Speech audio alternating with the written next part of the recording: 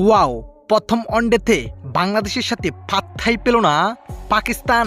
দর্শক, প্রথমে পাকিস্তানের ব্যাটিং থেকে মনে হচ্ছিল এটা সত্যি বোলিং কিজ, তবে বাংলাদেশের ব্যাটিং বুঝিয়ে দিল এটা সত্যি বোলিং কিজ না। দর্শক, এদিন আগে ব্যাট করতে নেমেছিল পাকিস্তান। আগে ব্যাট করে একের পর এক উইকেট হারিয়ে ফেলেন পাকিস্তান, যেখানে 100 রানের আগেই 9 উইকেট হারিয়ে ফেলেন পাকিস্তান। অবিশ্বাস্য বোলিং করেন নাহিদ রানা, একাই 5 উইকেট তুলে নেন।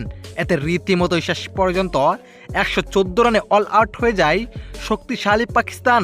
রানের লক্ষ্যে ব্যাট করতে নেমে শুরুতে সাইফ হাসানকে হারিয়ে ফেললেও এরপর অবিশ্বাস্য ব্যাটিং করেন বাংলাদেশের দুই ব্যাটসম্যান তানজিদ হাসান তামিম ও নাজমুল হোসেন শান্ত।